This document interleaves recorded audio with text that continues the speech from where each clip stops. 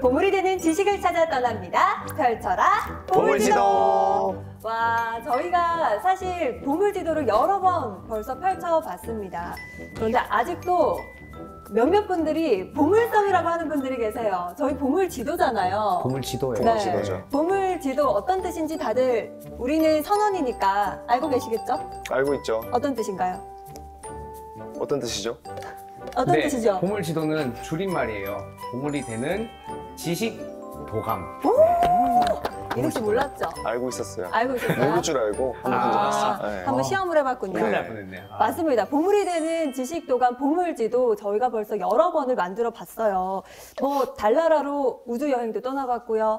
챗 GPT도 배워봤고, 그리고 기후변화에 대해서도 말을 많이 나눠봤는데, 두 분 지금까지 어떠세요? 항해가 마음에 드십니까?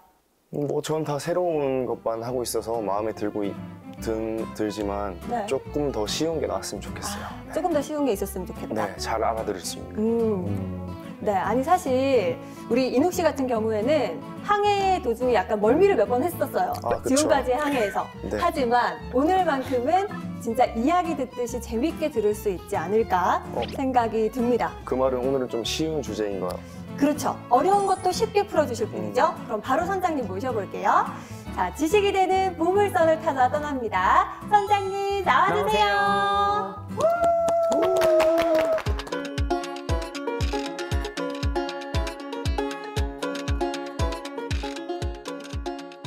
아니 그런데 인욱 씨 왜 선장님 보고 크게 표정이 밝아지진 않나요? 들어오시는데 딱 보니까 네. 어려운 주제일 것 같아서. 아닙니다.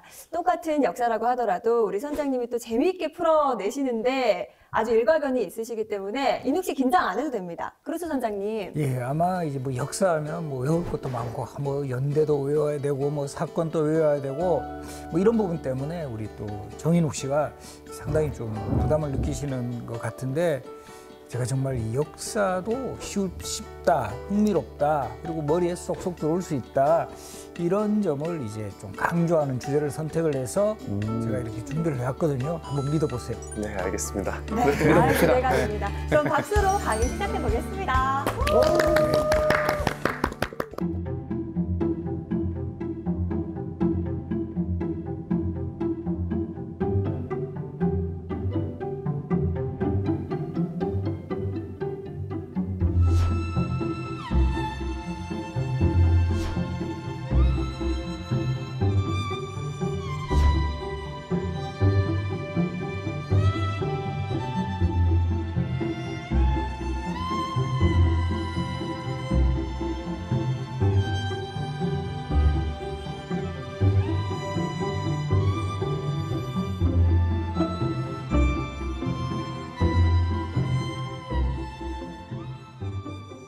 제가 들려줄 이야기는 고전소설에 담긴 우리 역사 이야기인데요.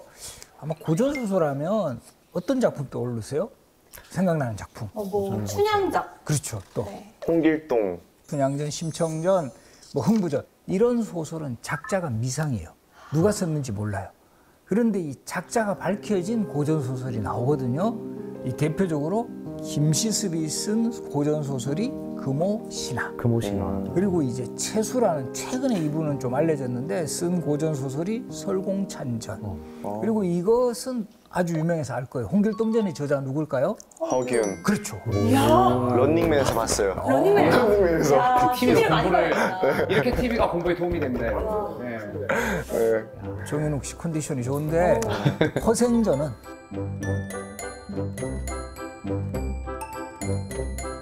여기까지는 제가. 아하. 박지원이라는 우리 조선 후기의 그 학자. 그래서 이런 또 작자가 밝혀진 고전 소설들은 작자가 왜 이 소설을 썼는가, 이것이 또 드러나 있어요. 이런 것도 한번 살펴보면 훨씬 더 흥미롭다라는 거죠. 그래서 이제부터 본격적으로 고전 소설 하나하나를 한번 소개해 보겠는데, 우리 최초의 한문 소설로 밝혀진 고전 소설이 김시습이라는 학자가 쓴 금오신화예요.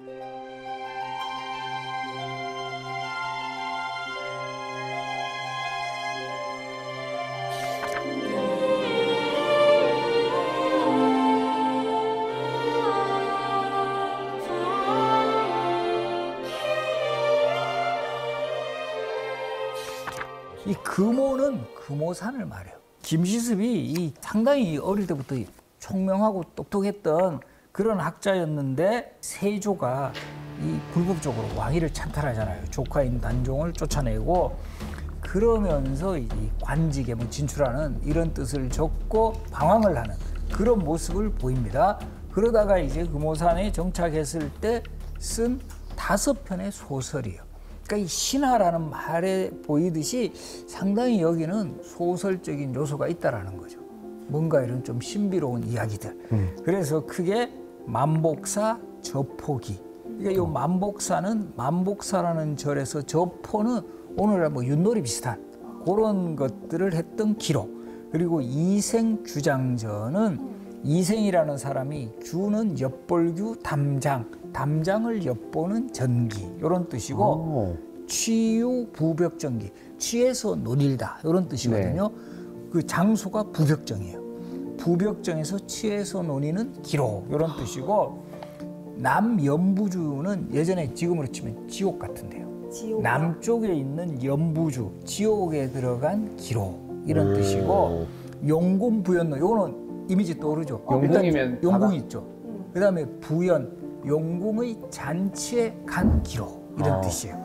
그래서 이런 그 제목부터가 뭔가 좀 이렇게 좀 판타지적인 요소가 딱 갖춰져 있죠. 그렇네요. 네. 이런 그 고전 소설 5편으로 구성된 그 단편집이에요. 그래서 서로 이렇게 사랑을 주고받았던 남녀의 어쨌든 뭐 좀 비극적인 사랑 이런 내용도 막 나오고 상당히 이런 그 흥미로운 내용으로 담겨 있는 결과적으로 보면 이런 어떤 남녀간에 잘 그 뭐 이루어질 수 없는 뭐 사랑이라든가 이런 스토리에는 이 김시습이라는 인물이 이제 그 세조의 왕위 찬탈에 반대하고 막 응거했잖아요. 그런 타협할 수 없었던 그런 지식인 이 김시습의 모습이 담겨 있다. 그래서 우리 김시습이라는 인물의 초상화를 보면 또 상당히 특이해요. 초상화에 목에는 염주 같은 걸 이렇게 걸고 있고, 염주요? 예, 이게 약간 불교적 요소가 있고 또 약간 그 쓰고 있는 모자는 도교적 요소도 나타나고 또 유학자의 모습도 나타나고. 그래서 우리가 이런 인물들을 흔히 삼교 회통이다라고 표현을 하는데 유교, 불교, 도교 다양한 사상을 아우르는 이런 어떤 모습도 이제 김시습이라는 인물의 초상화에도 나타나고 요 소설에서도 이것이 구현이 되어 있다라는 거 요거 이제 알아두시고요. 계속해서 이제 귀신 이야기로 한번 넘어가면 귀신 이야기요? 예, 뭔가 재밌죠. 우리가 귀신 이야기 저 보면 너무 좋아해요. 예, 이뭐 신과 함께 뭐 이런 것도 네. 그렇고 우리도 뭐 보면은 요즘 이제 최근에 이제 뭐 히트친 뭐 영화나 드라마 같은 경우도 보면 뭐 약간 그런 느낌 많이 나오잖아요. 네. 그죠? 시공간을 뛰어넘는. 네, 시공간을 뛰어넘어가지고 차고는 그런 게 사람들한테 뭔가 이런 흥미로운 요소를 주는데 요런 그 정말 작품의 원조쯤 되는 게 설공찬전이라는 소설인데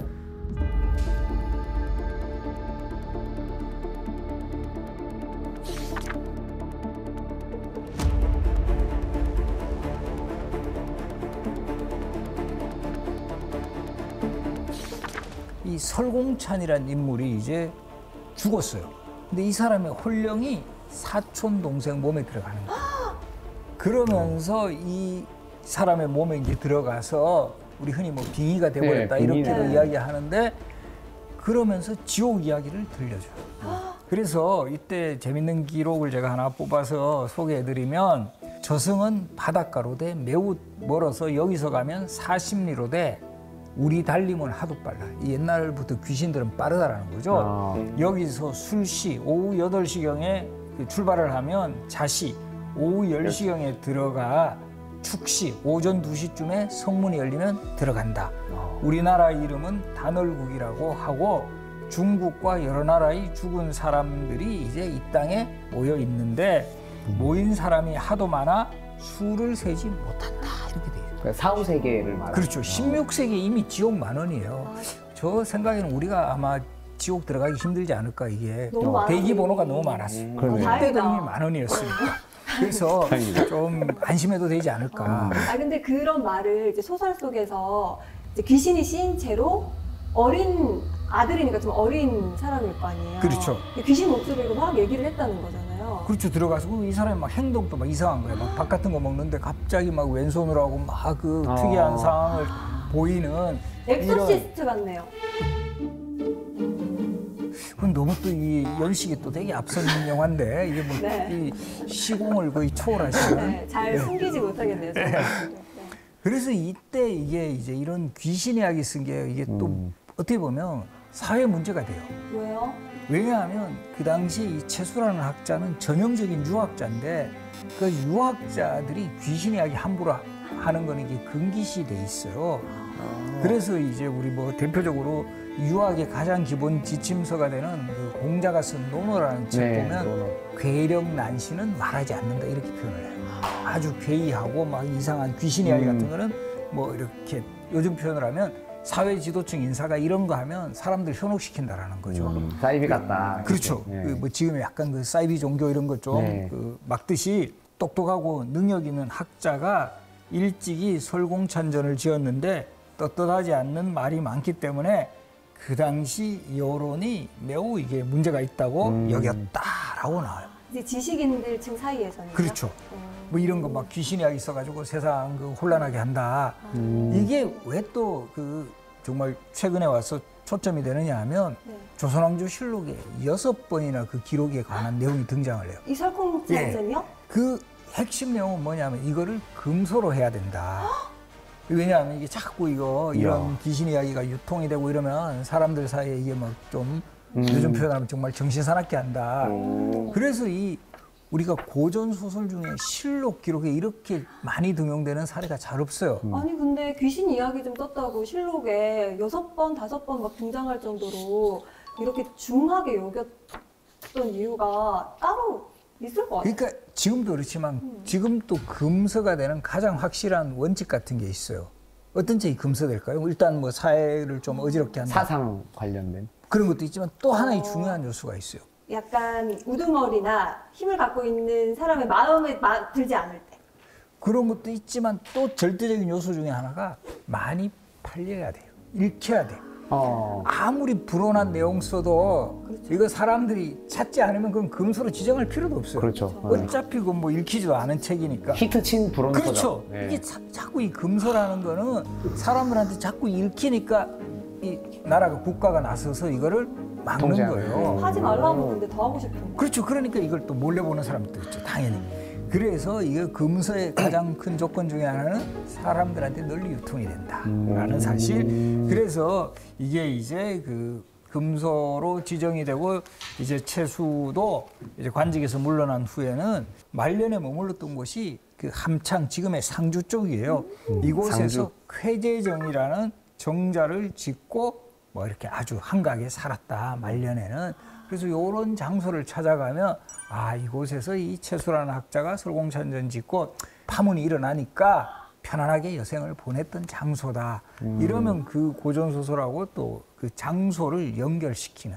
그래서 우리 여기 지금 보물지도잖아요. 지금은 네. 배를 타고 가지만 그냥 이제 뭐 자동차 타고 가도 되고 이러면서 하나하나 그러네. 그 장소를 찾는 그런 것도 훨씬 더 재미가 있다라는 거죠.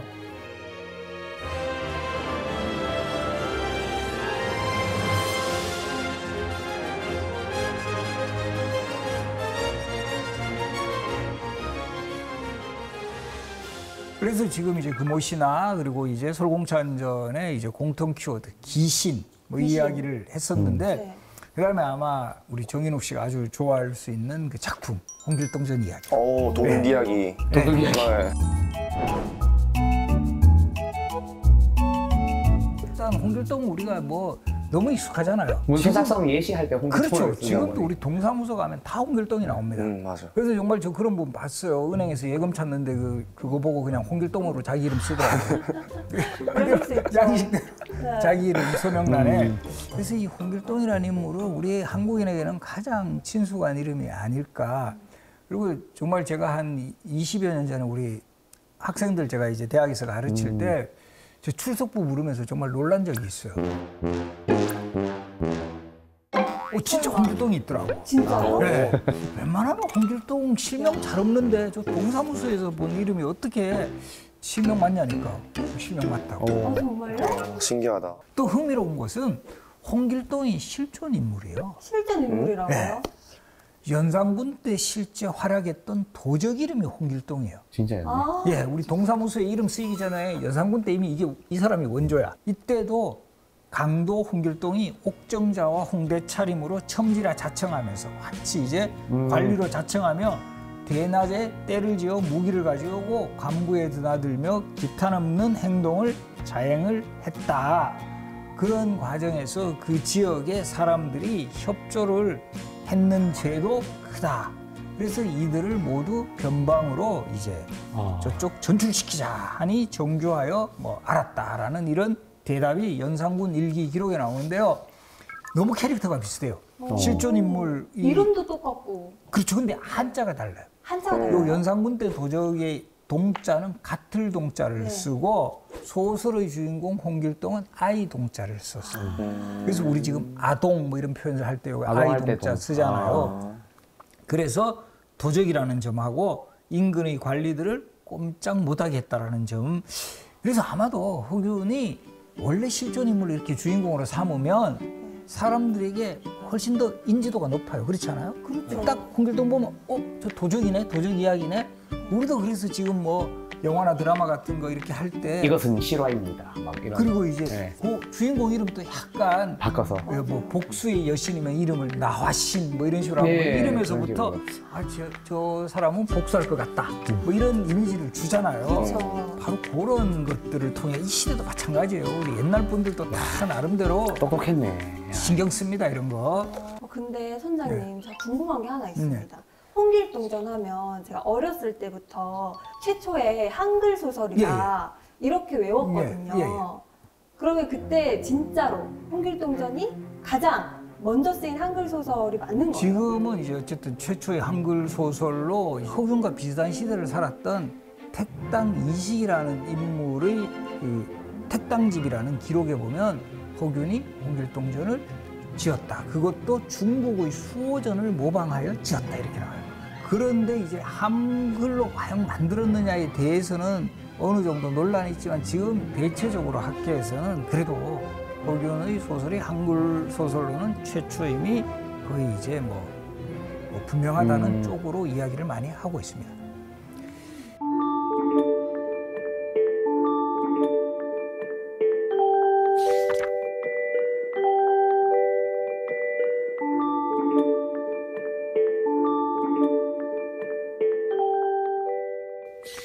우리 조선 시대에는 기본적으로 양반은 첩을 들일 수 있어요. 네. 부인이 한 명만이 아니다라는 거죠.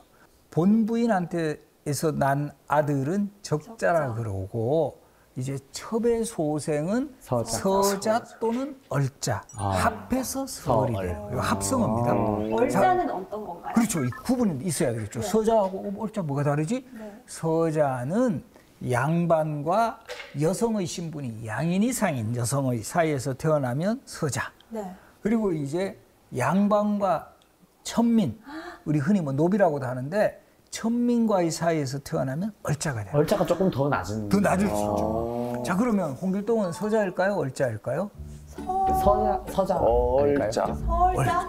아, 우리 정인욱 씨 오늘 컨디션 어, 좋네요. 이야. 역시 5대5. 잘 찍었네. 잘 찍었죠. 그러니까 얼자가 되는 거예요. 얼자였구나. 이거 홍길동전 정말 첫 부분에 잘 읽어보면 어떤 내용이 나오냐 하면 길동은 홍판서 댁의 시비 춘섬의 아들이다 이런 대목이에요. 시비는 홍판서 댁 집에서 일하는 비, 네. 우리 노비할 때 노비. 비예요. 아. 그 춘섬의 아들이니까 얼자가 얼자네요. 그래서 이제 서자보다도 얼자가 더 좀 낮은.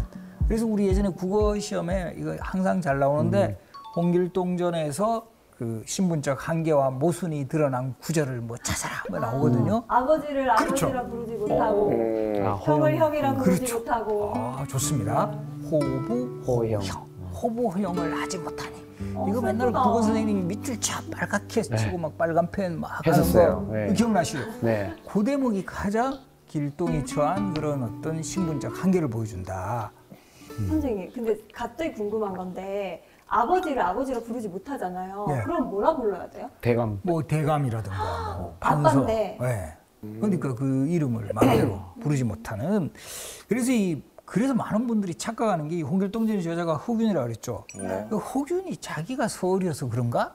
이렇게 생각하시는데 허균은 사실은 명문가의 그 자식이에요. 진짜 엄청나겠네. 허균의 아버지가 허엽이라는 인물이고 이분 또 판서직까지 오늘날로 치면 장관직까지 역임을 했고 그 형제들도 정말 뭐 대단한 그 직책을 했고 또 그 누이가 되게 유명해요. 누이 이름. 헌안서랍. 그렇죠. 헌안서랍 누이예요. 상당히 그 여류 시인으로 이제 대표되는 네. 아주 집안이 정말 뭐 빵빵한 집안. 빵빵한데 네. 그래서 그 유명한 것을 허균 집안에서 내려오는 유명한 두부가 있어요. 강릉에 가면. 강릉에 가면 두부. 강릉 가면 두부 먹어야 되는데. 네. 뭐지?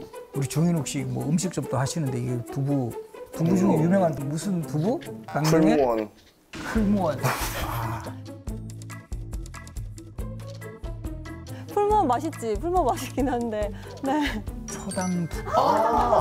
와, 들어본 거였어. 초당소스 초당두부. 이제 초당두부 먹을 때 우리 좀 아는 척 해야겠네. 아는 척 해야겠네. 이게 무슨 두부인지 알아? 난 처음에 브랜드인 줄 알았어요. 아, 몰랐네. 허균이라는 인물이 바로 이렇게 명문가 자손인데 그럼 왜 이 서울을 주인공으로 했을까? 그러게요. 거기에 또 사연이 있어요. 허균의 스승이 이달이라는 사람인데 이 사람이 서울 출신이에요. 근데 이 사람한테 배우면서 허균이 우리 스승이 저렇게 능력이 있고 정말 뛰어난 실력자인데 서울이라는 이유로 뭔가 이렇게 제대로 관직에 등용되지도 못하고 이런 거 너무 안타깝다. 이렇게 생각을 하면서 바로 이 서울에 대한 관심을 가지게 되었고 그렇네. 또 결정적인 사건이 일어나요. 사건이요. 예. 1613년에 지금의 그 문경세제 근처에서 은을 싣고 가던 상인들이 이제 강도들에 의해서 이게 탈취되는 그런 사건이 일어났어요. 결과적으로 뭘 하려고 했냐? 그 당시 광해군 때 네. 광해군의 이복 동생이 영창대군이에요. 네. 어, 이 영창대군. 영창대군을 왕으로 추대하려 했다. 엄청난 용모 사건이 된 그렇죠. 거예요. 근데 이 용모 사건을 주도했던 사람들이 7명의 서을이었다. 칠서의 옥사라는 뜻으로 칠서지옥이라고도 불렀어요. 이야. 칠서의 옥사. 그런 이 사건에 바로 이 허균이 좀 배후에 있었다. 7명의 서울들하고 상당히 친분을 가지고 바로 이런 그 허균의 의지는 뭔가 잘못된 세상을 한번 바꿔보겠다. 그리고 그 당시 어쨌든 요 광해군 때 여러 가지 그 뭐 문제점 같은 거 이런 걸 보였어요. 광해군 정권이. 그러면서 이제 허균이 이들을 주인공으로 하는 뭔가 소설을 만들고 싶어 했을 거다. 그렇게 해서 홍길동전 탄생이 이제 이루어졌고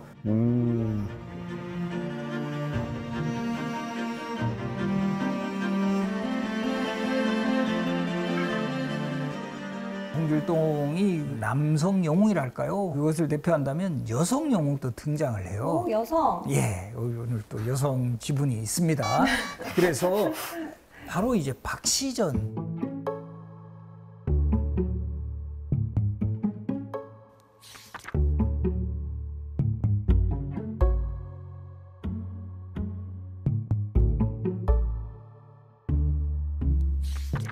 이 소설이 나온 배경에는 또 우리 전쟁의 역사가 담겨 있어요. 1636년 12월에 병자호란이 일어납니다. 병자호란. 당시 왕인 인조가 남한산성으로 피난을 해서 정확하게 47일을 버티다가 결과적으로 항복을 하죠. 청나라 황제에게 3번 절하고 9번 머리를 조아리는 굴욕적인. 치욕적인 항복시 네. 삼배구고두래라고도 이야기를 하는데 네. 그때 이런 정말 엄청난 그 패전, 그 왕이 그 당시 오랑캐라고 여겼던 청나라 황제에게 항복을 하고 많은 조선인들이 포로로 끌려가고 정말 많은 여성들도 청나라에 끌려갔다가 겨우 어떻게 해서 살아 돌아오면 이들을 뭐라고 불렀을까요? 이것도 우리 지금 많이 이게 흔히 쓰고 있는 말인데 환향녀. 고향으로 돌아온 여인이란 뜻인데 네. 환향녀라는 말이 이게 이제 사회적 비속어로 해요. 환향녀, 환향녀. 예, 안 나쁜 좋은 말이잖아요. 말로.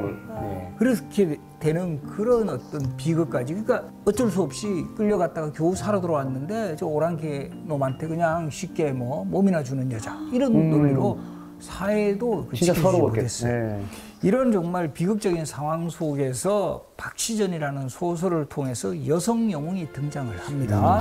이 박씨 부인이라는 인물인데, 그래서 박씨 부인도 처음에는 뭐 어떤 이 저주 같은 것에 걸려가지고 상당히 좀 뭐 외모도 뭐 되게 추하고 이러다가 이게 이제 풀려나면서 미인으로 변신하고 거기에다가 능력까지 더해서 저주가 풀리면서 예, 도술적인 능력, 무술 이런 것까지 이제 겸비를 하면서 이 소설 속에서는 그 당시에 청나라 선봉장으로 나왔던 사람이 용골대, 마부대 이들을 물리쳐요.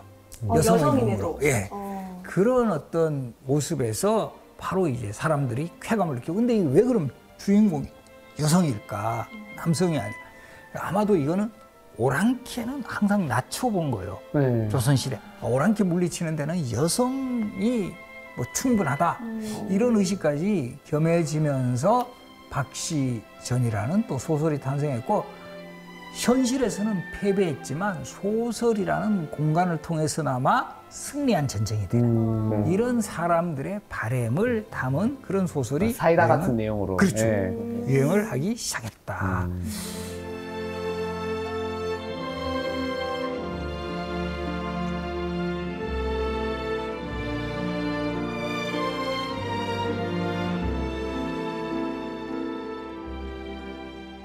그런 그 박시전이라는 소설에서는 청나라에 대한 복수가 상당히 강조가 되어 있어요. 네. 그런데 이번에는 이와 반대되는 소설이 있어요. 이제까지는 저 청나라는 우리가 복수를 해야 된다. 이렇게 나온 이념이 북벌. 이제 시대가 바뀌면서 청나라를 현실적 강국으로 인정을 해야 된다. 배우자. 그렇죠. 저 네. 청나라 배우자 뭐라 그러죠? 이제 북벌에서 북학이 되는 거예요. 바로 이 북학파의 리더인 학자가 바로 박지원이었고, 박지원이 쓴 가장 대표적인 소설 중에 하나가 허생전이라는 소설이요.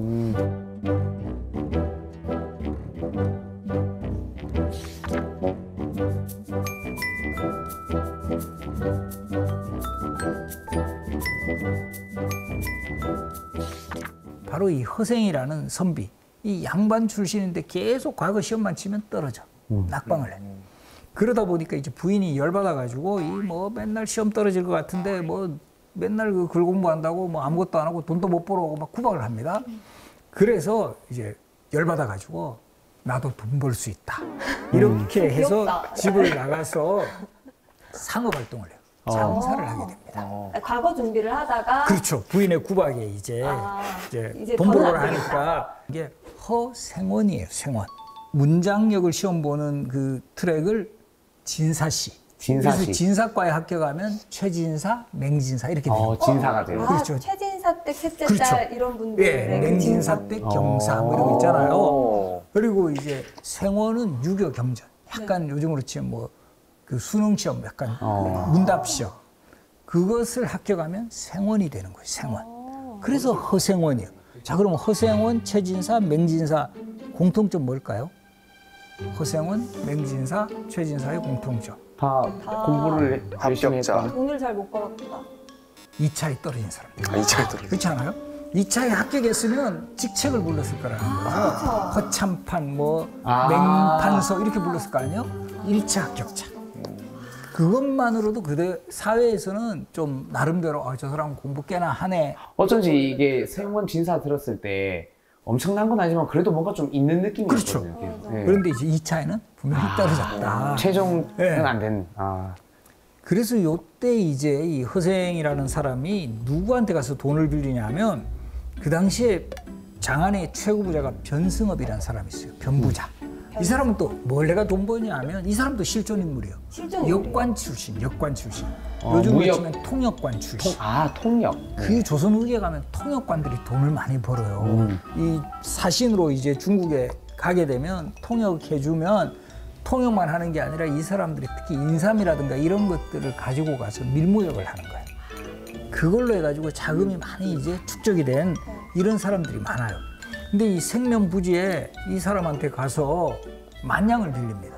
얼굴도 모르는 사람한테. 그렇죠. 이게 또 소설이니까 가능해요. 누가 그걸 돈 빌려주겠어요, 뭐. 만 원도 지금 돈으로 아니고. 얼마예요? 만냥? 한 양의 가치가 대략 조선 후기에 보면 쌀 한 20kg 정도를 구매할 수 있다. 지금 쌀 20kg 얼마죠? 마트에 안 가시나? 4만 원? 4, 5만 원 하죠. 5만 원, 역시. 5만 원 좀. 그러면 쌀 20kg이 이제 한 양의 가치가 5만 원이 되니까 만 양이면 5억쯤 되는 거예요. 지금의 기준으로 하면. 그죠? 와. 너무 큰데요. 한 양의 사실 10분의 1이 한 전이 되는 거예요. 그리고 또 한 전의 10분의 1이 한 푼이 되는 거예요. 그러면 한 전은 지금의 대략 5천 원. 네. 한 푼은 500원. 아, 그래서 5억 정도 빌려가지고 뭘 하냐 하면 무담보 대출을 한 거네요. 그러니까 이건 소설이가 가요. 그 추석 전날 옛날에도 안성장이 큰 시장이에요. 거기 가서 그 추석에서 쓰는 제수용품을 다 사드리니까 매장에서 난리가 난 아닙니까? 거예요. 난리가 난 거예요. 그러니까 2배, 3배를 쳐서 이걸 사는 거예요. 그러니까 바로 이제 돈을 벌어가지고 빚을 갚는 요게 스토리의 핵심이에요. 결과적으로 이 박지원이 이 소설을 쓴 의도는 양반도 상업활동에 종사를 해야 된다. 뭐 글 공부만 하고 이렇게 해서는 안 된다. 그래서 이 박지원이 쓴 포생전이 가지는 의미는 이런 북학 사상이 훗날 우리 계합파 학자들에게 영향을 미쳐요. 박지원의 손자가 박주수라는 인물이고 이 박주수라는 인물이 계합파의 멘토가 되는 우리 김옥균이라든가 박영유와 같은 그러다 보면 자연스럽게 이런 북학 사상이 계화 사상으로 자연스럽게 연결되는 이런 모습도 보여줬다라는 점에서 우리 스스로가 뭔가 이 근대적인 발전을 꾀할 수 있는 그런 흐름이 분명히 있었다라는 거, 이런 것들도 우리가 한번 잘 기억해 보시고요.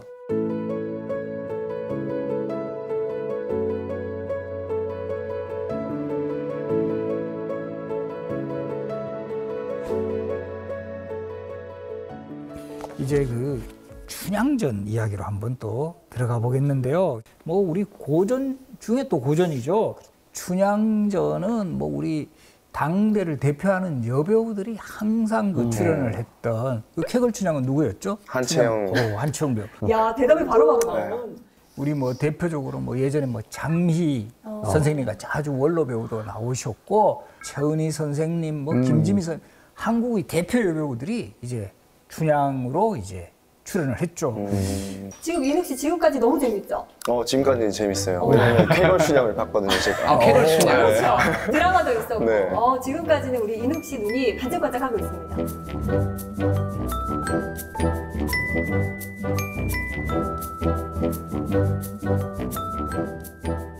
극적인 러브 스토리를 할까요? 많은 사람들에게 감동을 주고 있는데 사실은 여기에는 허구적인 상황이 많이 발생을 해요. 일단 춘향전의 주인공 이몽룡은 과거에 장원급제하죠. 네. 네. 엄친아. 그렇죠. 엄친아가 네. 돼버리는데 사실은 과거에 장원급제하는 게 쉽지 않아요. 조선시대의 과거 시험이 상당히 이제 정말 그 합격하기 어려운 관문인데 그것도 뭐 합격도 아니고 1등이잖아요. 수석 합격. 사실 이몽룡 보면 그렇게 공부 열심히 한 것 같지는 않잖아요. 거의 연애나마 사법부. 그렇죠. 편지나 쓰고. 춘향이 그네 뛰는 거 구경하고 뭐 편지 뭐 교환해가 방자시켜가지고 네. 교환하고 결코 이거는 뭐 장원은커녕 합격하기도 힘들다. 거의 근데 사법고시 같은 그런 거 아니에요? 사법고시보다 어떻게 보면 더 어려운 겁니다. 여기 조선전기 같은 경우는 식년시에 3년에 33명 뽑으니까 1년에 11명만 뽑히는 그 어려운 시험에 극소수를. 예, 이몽룡 같이 그렇게 뭐 대강 공부해갖고는 절대 안 된다. 그 다음에 이제 암행어사로 어디로 나가죠? 남원. 그렇죠. 남원에 가죠. 남원. 춘향의 고향으로 와요. 바로 변삽도의 수청을 거부했다는 이유로 그 감옥에 갇혀 고통받고 있을 때 그 구하려면 남원으로 이제 가야 되는데 사실 이몽룡도 남원부사의 아들이었어요. 그러니까 연고지에 가면 안 돼. 이거 청렴하지 않은 거 같은데. 네. 그렇죠. 그 암행을 업무를 수행을 하고 있는데 자기 동네 다 아는 동네 가면 이게 그렇죠. 제대로 그렇죠. 뭘 할 수가 없는 거죠. 이런 것도 호구다. 그리고 이제 부임지를 뽑을 때는 우리 선조들도 예나 지금이나 우리 지금도 로또 하잖아요. 네. 뽑기 좋아요. 추첨하는 거 좋아요. 추첨으로. 그래서 이때도 그 부임지를 추첨을 합니다. 그래서 그 당시에 조선후기 요 소설의 배경이 되는 시대에 보면 전국에 한 400개 정도 군현이 있어요. 그 이몽룡이 남원으로 뽑을 확률은 400%예요. 오늘의 부임지는요 타고한 남원 한 거잖아요. 소설이니까 가능하지. 거의 이것도 뭐 허구적인 이런 모습. 그리고 이제 춘향이 막 그 영화나 드라마 보면 목에 칼 차고 있잖아요. 네. 잘 생각해 보시면 대역 죄인이나 차는 그런 칼을 춘향이가 차고 있어요. 네. 그것도 허구죠. 좀 극적인 과장된. 과장. 그때 그게 쑥된 머리 그거 맞죠?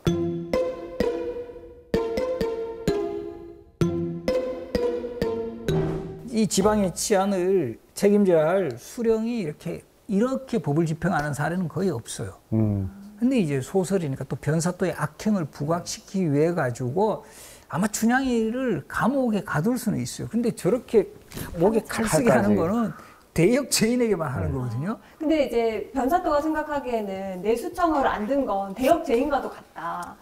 어떻게 나를 그러니까- 거부해? 약간 그렇죠. 그건 이제 변사또 네. 몰리고 정상적인 상황이라든가 이러면 이건 절대 이게 있을 수가 없는 그런 상황이고 그래도 많이 집어넣어야 사람들한테는 통쾌하게 얘기한 거예요. 그 당시 어떤 그 시대의 어떤 모순 이런 과감한 응징이라든가 또 청춘 남녀의 이 사랑도 사실 춘향의 신부는 뭐죠? 어머니가 어떤 사람이죠? 희생. 퇴기잖아요. 퇴역한 기생. 조선시대 기생은 천민신분이에요. 이몽룡은 잘 나가는 양반집 도령. 이 신분을 초월한 이 러브 스토리가 또 사람다. 지금 또 우리 드라마 하면 잘 나가는 뭐 재벌집 뭐 네. 막내 아들하고 이 뭐 재벌집 딸이 이렇게 결합되는 사례 거의 없어요. 맞아요. 그렇죠. 아주 대부분 평범한 사람이. 아주 뭐 네. 진짜 그 집안이 힘들고 네. 어려운데 또 한 번 정도는 출생의 비밀을 안고 있고 맞아요. 한 번 정도는 교통사고 한 번 나고 약간 이런 네. 또 근데 그 여자는 이 부잣집 남자 또 안 좋아해. 그러니까 부잣집 남자는 이런 여자는 처음이야. 하고 맞아, 싶어. 그렇지. 그러니까 이 스토리가 그렇게 돼야 사람들한테 그냥 너무 모범적이고 뭐 좀 뻔한 이야기는 재미가 없잖아. 네. 이런 극적인 요소, 그 시대로 치면 요소들을 적절하게 반영했고 이 뭔가 신분을 초월한 남녀 간의 사랑 거기다가 이 사랑하는 여인을 위해서 정말 과거에 정말 분투해서 장원급제하는 그런 모습 그리고 정말 초라한 행색으로 암행어사로 가서 통쾌하게 그 변사또를 응징하는 이런 모습들이 그 시대에도 되게 공감대를 형성했고 이게 지금까지도 우리 정서에는 그런 흐름이 있는 거예요. 그래서 영원한 고전으로 남았고 요 정말 춘향전의 무대, 춘향전과 관련된 보물을 찾으려면 남원에 가시라. 지금 남원에 가면 요 강한루원이라고 해서 요 지역 전체를 춘향전과 관련된 여러 가지 뭐 시설들 이런 것도 만들어줬고 그리고 지도 보시면 이게 1872년에 나온 지도인데 딴 것보다 이 오작교 너무 크게 그려져 있지 않나요? 그러네요. 이게 약간 춘향과 이도령이 만났던 곳이요. 그러니까 이거 강조를 하는 거예요. 그 시대 사람들도. 이것도 과장법이죠. 과장이죠. 그 시대 사람들도 이 춘향이와 이도령이 만났다라는 것을 강조하기 위해서 지도를 만들었다. 광활루원도 꼭 한번 찾아보시기 바라고요.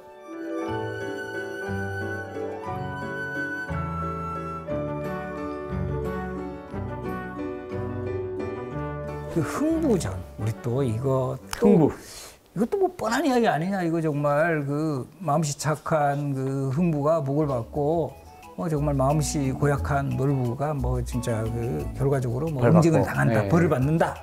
근데 여기에도 묘한 스토리들이 다 담겨 있습니다. 자 제일 먼저 두 사람 형제죠. 네. 네. 근데 한 사람은 저렇게 잘 살아 놀부 그죠? 근데 한 사람은 저렇게 지지리도 못 살아. 그것도 뭐 좀 이상하지 않나요? 맞아요. 같은 집안인데. 장자승계인가요 이게? 그렇죠. 여기서도 비밀이 있어요. 장자상숙제. 조선 전기 같으면 흥부전이라는 소설은 성립하지 않아요. 조선 전기까지만 해도 그 자녀들에게 재산이 공평하게 상속이 되니까 또 거기서 수학을 뭐 이렇게 하게 되면 뭐 비슷하다라는 거죠. 이런 차이가 별로 안 나는데 조선 후기로 가면 장자상속제가 성립이 되면서 장자에게 모든 재산이 뭐 요즘으로 치면 몰빵이 되는 거예요. 첫째 아들한테 다. 그렇죠. 다 가버리죠. 거기다가 또 이제 사회적 현상으로 가면 조선 전기까지만 해도 뭐 비슷한 지역에서 농사 지으면 수확량 같은 게 비슷해요. 근데 후기로 가면 농업 기술 개발이 이루어지고 여러 가지 다양한 뭐 논농사만 짓는 게 아니라 뭐 과일도 심고 뭐 원예 작물도 심고 이러다 보니까 능력에 따라서 이게 차이가 나버리는 거죠. 농민들 사이에서 그렇죠. 빈부격차가 더 심해지고. 그렇죠. 그 부분을 강조하는 거예요. 하나의 포인트는 장자상속제. 거기다가 부농과 빈농의 차이가 형성되는데 부농의 대표가 놀부, 빈농의 대표가 흥부 이렇게 된다는 거죠. 그래서 이 장자상속제의 모습을 보여주는 대표적인 자료가 흥부전에 나와요. 이런 내용이 나옵니다. 놀부네에 갔던 흥부가 몽둥이로 실컷 맞고 돌아오니 그것을 본 흥부 마누라 바깥으로 뛰어나가서는 덜컥 주저앉으며 태산같이 쌓인 곡식 누구를 주자고 아껴서 이리 몹시 때렸을까. 어떤 사람 팔자조와 장손으로 태어나서 선명제사 모신다고 호의호식 잘 사는데 누구는 버둥대도 이리 살기 어려울까. 차라리 나가서 확 죽고 싶소. 라고. 이야, 잘 읽는다. 역시 아나운서네. 약간 감정이입이 됐어요.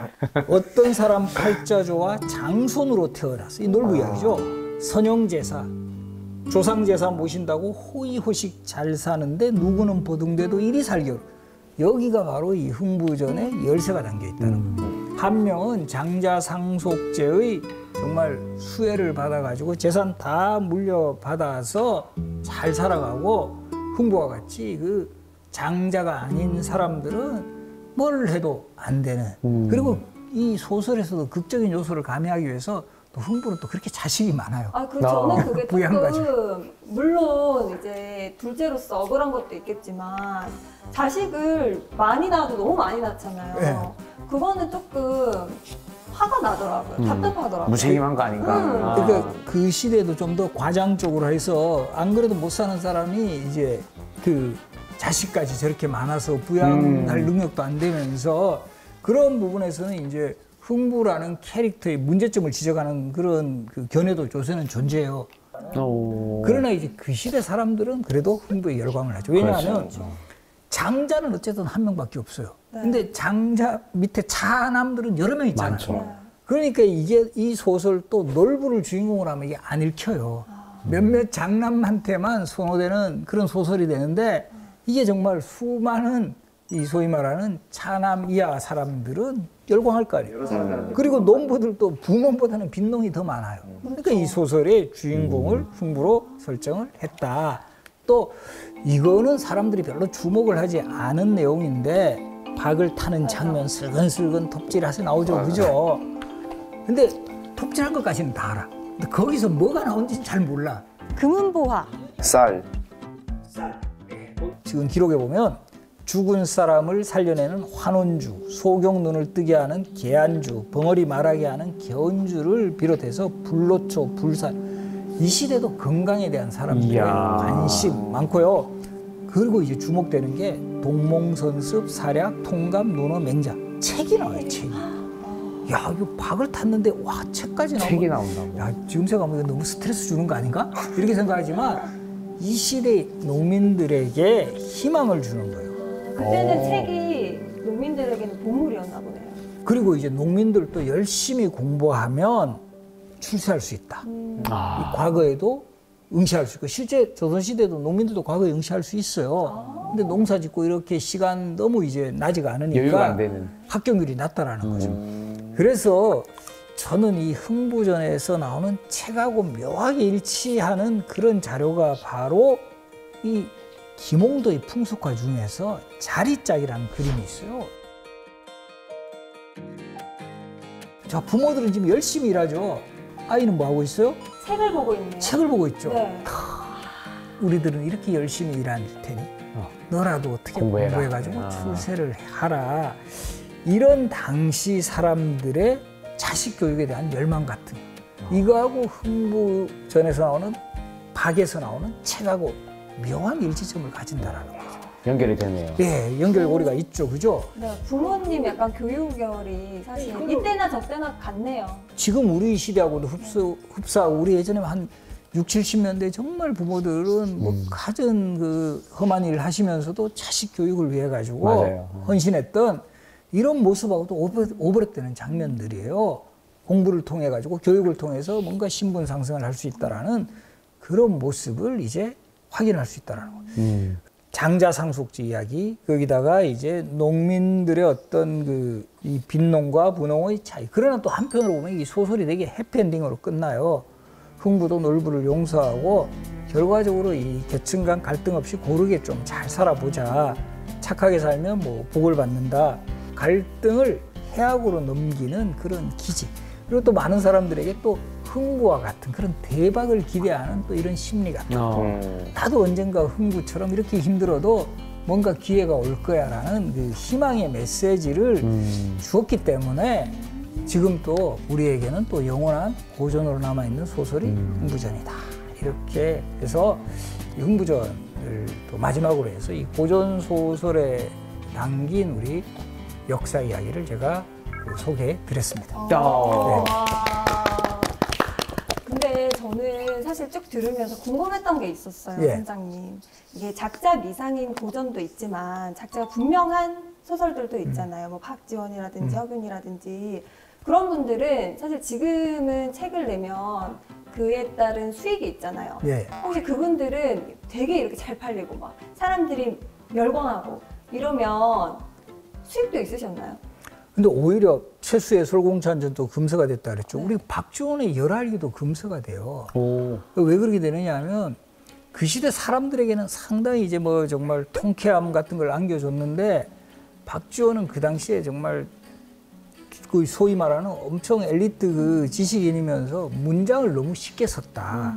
너무 요즘으로 치면 토속어, 비속어까지 막 쓰니까 그 당시 왕이 정조인데 정조대왕께서도 이런 게 유포되면 좀 사회의 질서를 문란시킨다. 이렇게 해가지고 사실은 박지원에게 반성문까지 요구를 했고요. 이게 한동안 금서가 돼요. 그러다가 이제 거의 그 박지원 열알기가 유통된 지 거의 한 7, 80년 만에 다시 이제 그 재평가가 되면서 널리 퍼지고. 그러다 보니까 자연스럽게 이분들이 뭐 인세를 가진다라든가. 그렇죠. 네. 그분은 힘들게. 그렇죠. 됐고. 오히려 또 핍박받을 수도 예, 있겠네요. 그렇죠. 히트 쳤는데 반성문 써라. 이러니까. 알겠습니다. 그러면은 오늘 고전소설로 재미있게 역사 아는 시간을 가져봤는데 우리 선생님이 오늘 강의 한마디로 딱 정리를 해주신다면 어떻게 정리를 할 수 있을까요? 고전 소설을 알면 역사가 보인다.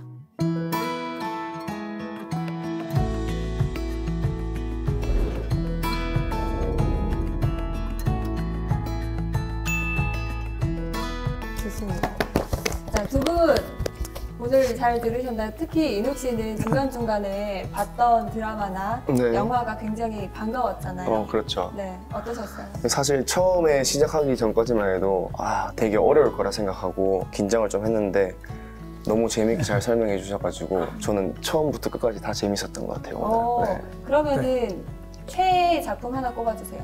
저는 한채영 씨가 나오는 그거 쾌걸 춘향 아니고 춘향전인 거 아시죠? 네, 춘향전. 네, 네. 쾌걸 춘향이라고 하면 안 돼요. 그쵸. 가서 경환 씨는요? 이제 작가들이 직접 봤던 것들 혹은 이 시대상이 반영됐던 그 마음들이 이제 있다는 걸 알고 나니까 이 작품을 똑같이 봐도 다르게 보일 것 같습니다. 네. 되게 분명히 이제 뭐 자녀분 있으신 분들은 뭐 물론이고 다 이 집에 고전 소설 한두 권은 꼭 있을 겁니다. 네. 그걸 다시 꺼내서 한번 읽어보세요. 그럼 훨씬 요 대목이 바로 이런 내용이구나 하는 그야말로 집에 지금 이렇게 한동안 좀 방치했던 고전 소설에서 보물을 찾는 그런 작업이 되지 않을까 이렇게 생각합니다. 좋습니다. 사실 오늘 진짜 우리가 흔히 알고 있었던 고전 소설 속에서 재미있는 역사 사실들을 파헤쳐보는 시간이었습니다. 그럼 다음 항해도 우리 기대 많이 해주시기 바라면서 인사하고 끝내보도록 하겠습니다. 찾아라 보물지도. 오늘 이야기도 좀 궁금해져요. 국보로 지정되어 있기도 하고 또 이제 유네스코의 세계 기록유산 조선왕조실록 이야기입니다. 조선왕조실록.